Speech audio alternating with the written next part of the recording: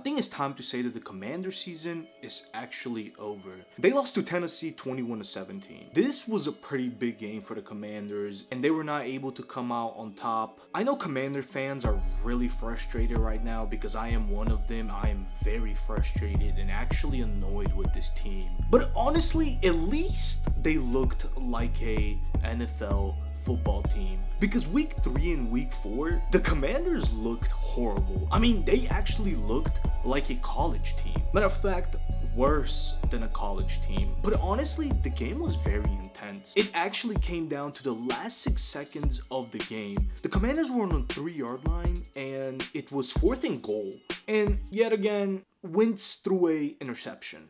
Now, you can't put this all on Carson Wentz because honestly, he was not the problem at all in this game. Carson Wentz threw for 359 yards, 2 touchdowns, and 1 interception. I mean, the wide receiving core is actually amazing. There is talent in that wide receiving core. He was actually only sacked 3 times this game. The offensive line was actually not the problem. Now, they were not able to run the ball, even with the return of Brian Robinson. It was exciting to see Brian Robinson back because honestly, that's incredible to see what happened to him, and then he was able to come back from a gunshot wound. That's very fantastic within just 5 weeks. They only rushed for 43 yards in total. Overall, on the offensive side, there was just a bunch of flags, and honestly, that is what killed the offense. Same on the defensive side, and overall, the team just had a bunch of flags. They need to avoid if they want to win. The defensive line definitely stepped up. Now, not in the run game, but honestly, they did a fantastic job.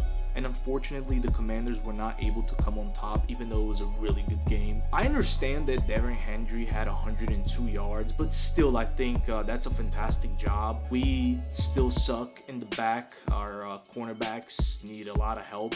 Hulk Hogan had a fantastic day. Ryan Tannehill actually threw for 181 yards, but he was also sacked 5 times. I think the Commanders were pretty solid on the defensive side of the ball. Coaching is horrible. The coaching, especially on the offensive side more. Overall, the head coach, game management, horrible.